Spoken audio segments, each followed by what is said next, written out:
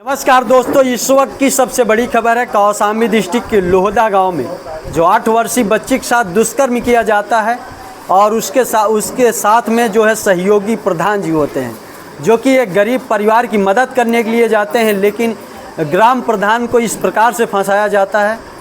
आज पूर्व सांसद जी हैं, इनसे ही आज चर्चा करेंगे कि आखिर जो जिस प्रकार से 8 वर्षीय बच्ची के साथ दुष्कर्म हुआ है, 8 वर्षीय बच्ची के साथ अत्याचार हुआ है, 8 वर्षीय बच्ची के साथ शोषण हुआ है और उसी विषय में प्रधान जी के ऊपर जो आरोप लगाए गए हैं, क्या आरोप सही लगाए जाते हैं?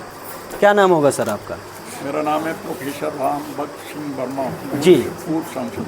अभी जिस प्रकार से इस परिवार के साथ में गलत हो रहा है, इस परिवार के साथ में शोषण किया जाता है, 8 वर्षीय बच्ची के साथ दुष्कर्म किया जाता है, क्या सही हुआ है? बड़ा दुख की बात है। हाँ। मैं अफसोस व्यक्त करता हूँ इस बात के लिए। हमारा देश ऐसा नहीं था। देश की आज़ादी के बाद में भी हमारी कानून व्यवस्था इतनी खराब नहीं थी।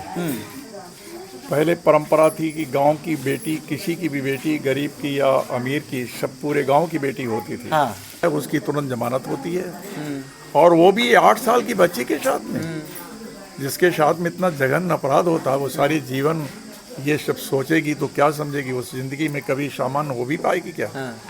यहाँ के प्रधान जी के भाई और यहाँ के कुछ लोगों की मदद से मुकदमा लिख गया। हाँ। तो एक उसके जो आदमी अपराधी था, उसका बाप दबाव बनाने के लिए विष खा लेता है, तुरंत मुकदमा लिखा जाता है और उसी दिन लोगों को पकड़ा जाता है और दूसरे दिन जेल भेज दिया जाता है। कोई जांच भी नहीं होती है। ये दबाव है, सिर्फ दबाव होता है। ये दबाव इसलिए है क्योंकि अपराधी किसी संपन्न जात का है, किसी बड़ी जात का है, किसी संपन्न परिवार का है, क्योंकि उसके जात और उसकी जात के जो रिश्तेदारों के रिश्तेदार हैं वे सरकार में सत्ता में बैठे हुए हैं, क्योंकि उन्हीं की चलती है। इस देश में 85% आबादी वो है जो डिप्रेस्ड हैं, डिप्राइव्ड हैं, जो शोषित हैं, वंचित हैं, दलित हैं। वो तो हैं 85%, उससे ज़्यादा।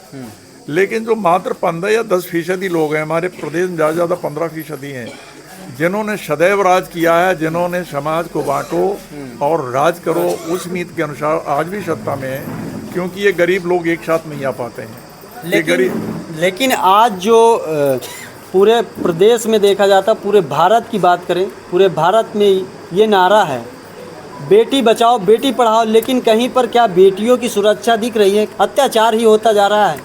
हजारों की संख्या में बेटियों का बलात्कार हो रहा है, हजारों से ज़्यादा की संख्या में बेटियों के साथ शोषण हो रहा है। क्या ये सही हो रहा है? ये जो आप कह रहे हैं बिल्कुल सही बात कह रहे हैं। उत्तर प्रदेश की बात जहाँ कहते हैं कानून व्यवस्था बहुत अच्छी है, उत्तर प्रदेश में प्रतिदिन एक नहीं अनेकों कन्याओं के साथ, छोटी छोटी बच्चियों के साथ में ये होता है। ये सरकार का नारा कुछ और है, काम कुछ और है। इनकी वाणी में और इनके कर्मों में कोई सामंजस्य नहीं। यही सरकार है जिसने कहा था कि अगर हम सत्ता में आएंगे तो प्रत्येक वर्ष 2 करोड़ लोगों को नौकरी देंगे। 2 करोड़ नौकरियां देने की वजह से नौकरी और ये खा रहे हैं लोगों की, रिजर्वेशन खत्म कर रहे हैं। इन्होंने कहा था 2022 तक हम किसानों की इनकम दुगनी कर देंगे। अरे इनकम जो थी उनकी वो भी तो नहीं रही है। इन्होंने कहा था कि हम जो है जब सत्ता में आएंगे तो हम प्रत्येक परिवार में 15-15 लाख रुपया भेजेंगे। 15 लाख रुपया तो छोड़िए, 5 पैसे भी नहीं आज तक भेजे हैं। इन्होंने हम 100 मॉडर्न शहर बनाएंगे, हम बुलेट ट्रेन लाएंगे, हम आसमान से सितारे तोड़ लाएंगे, ना हम खाएंगे ना खाने देंगे।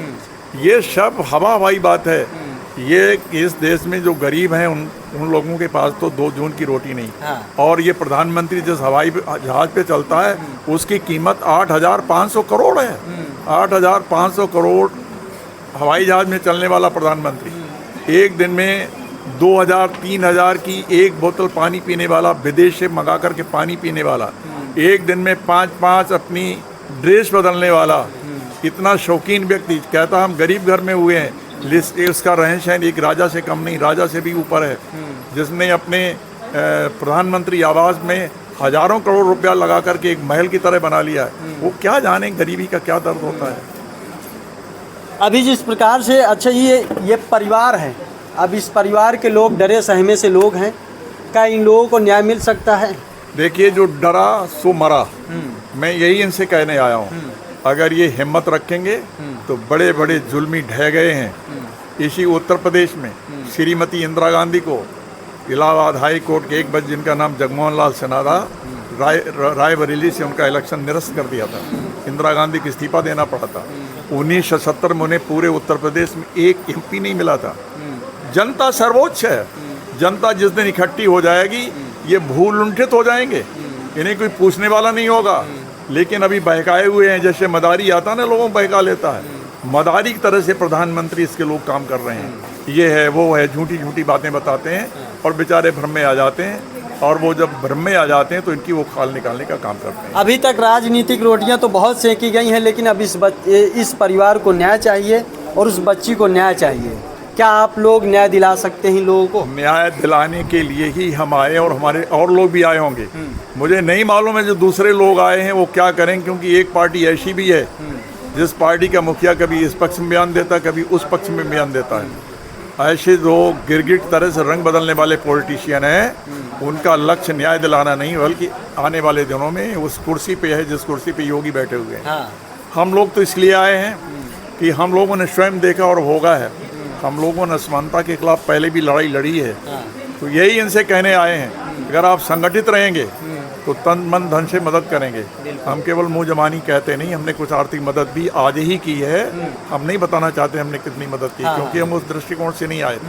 ये पैसे की मदद करना तो बहुत छोटी मदद है। ये संगठित रहेंगे अगर तो क्रांति की चिंगारी इसी गांव से फूट सकती है और पूरे प्रदेश के लिए एक उदाहरण बन सकती है। लेकिन ये इनके ऊपर निर्भर है।